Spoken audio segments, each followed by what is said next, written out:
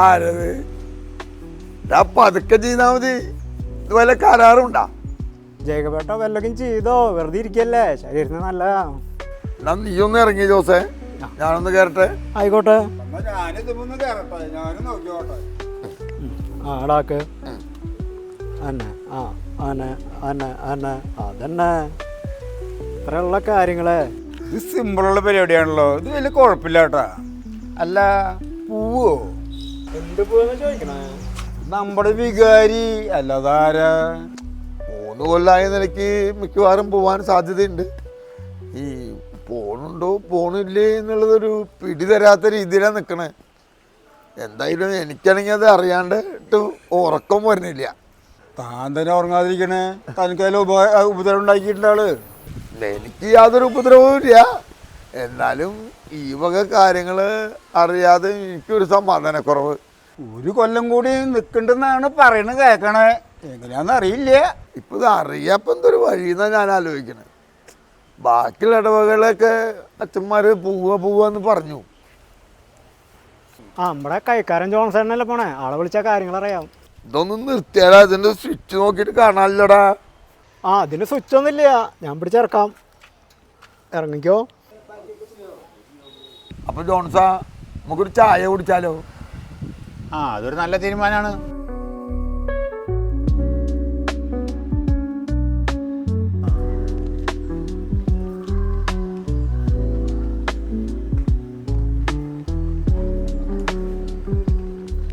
നമ്മുടെ കൈക്കാരൻ ജോൺസനെ കണ്ട? അവരാ ചായക്കടയിൽ നിൽക്കണുണ്ടല്ലോ. അച്ഛൻ കൂട്ടിക്കൊണ്ട് ചെല്ലാൻ പറഞ്ഞിട്ടുണ്ട്. അരമണി നിന്നേ ആരൊക്കെ ഒന്നുണ്ട് കാണാനേ. അച്ഛൻ പോണ കാര്യത്തെ കുറിച്ചിട്ടൊക്കെ വല്ലതും അറിഞ്ഞോ? അയ്യോ, ഞാനിതൊന്നും അറിഞ്ഞിട്ടില്ല. എന്നാ ശരി, ഞാൻ പോട്ടെ.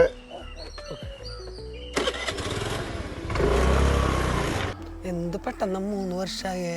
അച്ഛൻ പോവാണാവോ നമ്മുടെ? എന്താണെന്ന് അറിയില്ല. അച്ഛൻ പോവുകയാണെങ്കിൽ ഇപ്പോൾ ഈ അടുത്ത മാസം തന്നെ പോകണ്ടായിരുന്നു. അച്ഛൻ ഇവിടെ ഉണ്ടായിരുന്ന കാരണം നമ്മുടെ വീട്ടിലൊരു പ്രശ്നം നടന്നപ്പോൾ അച്ഛൻ അതിൽ ഇടപെട്ടു. ആത്മീയമായ കാര്യങ്ങളിലൊക്കെ നമ്മുടെ കുടുംബത്തിൽ നിന്ന് കുറച്ചും കൂടി ഒരു ആത്മീയമായി ഉണരാനായിട്ട് നമുക്ക് പറ്റി. ഇനി പുതിയൊരു അച്ഛൻ വന്നാൽ എനിക്ക് ഉണ്ടാവോ, ഒരു പിന്തുണയൊക്കെ ഉണ്ടാവോ? അന്നൊന്ന് പള്ളി പോയിട്ടൊന്ന് അന്വേഷിച്ച് നോക്കിയേക്ക്. ചേട്ടാ, ഒരു 6 ചായ എടുത്ത്. ചായ മാത്രമാക്കണ്ട, മുട്ടയും കൂടി പറയാം. ഇതൊരു 4 മുട്ട കൂടി പറഞ്ഞോ. 4 മതിയാ? നിങ്ങൾക്കൊന്നും വേണ്ടേ? അല്ല ജോൺസാ, അച്ഛൻ പുറത്ത് പോവോ? സാധാരണ 3 കൊല്ലാകുമ്പോൾ പോവാറുണ്ടല്ലോ. അങ്ങനെ ആവാതിരിക്കാനും സാധ്യതയുണ്ടല്ലോ. നീ മുട്ട കഴിച്ചത് ആ കാര്യങ്ങൾ വണ്ടി പിടിയായിട്ട് പോരട്ടെ. നീ കുറച്ച് നേരമായി. കാര്യമൊക്കെ രഹസ്യമാണ്, പുറത്ത് പോരുതട്ടോ, ഞാൻ പറയാം. രഹസ്യമാണെങ്കിൽ ഞാനും മാറിക്കാം. നമുക്ക് ഈ രഹസ്യങ്ങളൊന്നും സൂക്ഷിക്കാൻ കഴിയില്ല. അത് ശരിയട്ടാ, ഇവനൊരു ലോല ഹൃദയനാ. നീ മാറി നിന്നോ. എന്തായാലും നീ മാറിക്കല്ലേ, നീ ഒരു 4 ഉഴുന്നും വടയും കൂടി വാങ്ങിക്കോ, ബ്രേക്ക്ഫാസ്റ്റ് ആയിക്കോട്ടെ. നീ ഒന്ന് വേഗം പറയണം, മനുഷ്യൻ സമാധാനം നിൽക്കണേ. അച്ഛൻ്റെ കാര്യമാകുമ്പോ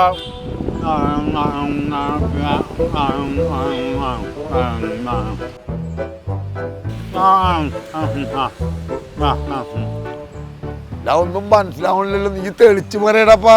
ജോൺസേട്ടാ, അരമനയിൽ ആൾക്കാർ അച്ഛൻ അന്വേഷിക്കുന്നുണ്ട്. അപ്പോഴേ ഞാൻ പോട്ടെ, കാര്യങ്ങളൊക്കെ രഹസ്യമാണ്, ആരോടും പറയരുത് കേട്ടോ.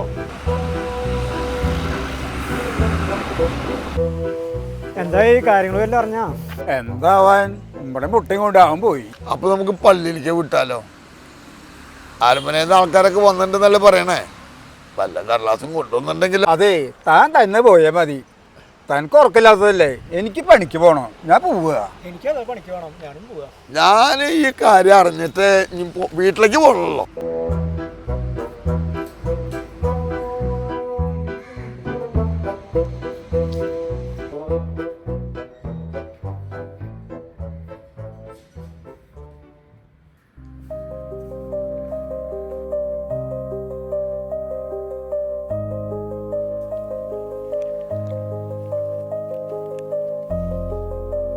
അച്ഛൻ പോണ കാര്യം വലുത് അറിഞ്ഞോ? ഞാനൊന്നും അറിഞ്ഞില്ല. ഞാൻ ആ കാര്യം ചിന്തിച്ചുകൊണ്ടിരിക്കുക. ഈ അച്ഛൻ അരമനയിൽ നിന്ന് വന്നതാണോ? ഞാൻ അറിഞ്ഞില്ല കേട്ടോ.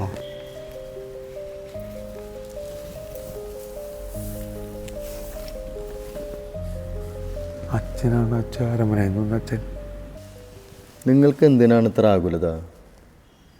അച്ഛന്മാരെന്ന് വെച്ച് കഴിഞ്ഞാൽ ദൈവത്തിൻ്റെ പ്രതിപുരുഷന്മാരാണ്. അവർ വരും പോവും. ഞാനിവിടെയൊക്കെ തന്നെ ഉണ്ടല്ലോ. അതിന് അച്ഛനെ ഇവിടെ കണ്ടിട്ടില്ലല്ലോ. ഞാനിവിടെയൊക്കെ തന്നെയുണ്ട്. നിങ്ങൾ ശരിക്കും നോക്കാത്തതുകൊണ്ടാണ്. അച്ഛന് മാറ്റമില്ല എന്ന് അറിഞ്ഞാൽ ഒരു ആശ്വാസമായിരുന്നു. ജീവിതത്തിൽ ആകുലതകളും പ്രതിസന്ധികളും വരുമ്പോൾ യേശയ്യ 43:5 വചനം വായിക്കുക. അപ്പോൾ നിങ്ങൾക്ക് ഇതിനുള്ള എല്ലാ ഉത്തരവും ലഭിക്കും.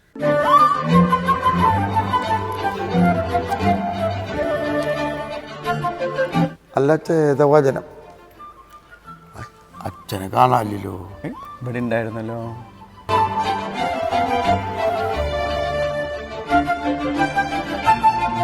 പറഞ്ഞ വാചന യേശയ്യ 43:5 അല്ലേ? യേശയ്യ 43:5. യേശയ്യ 43:5.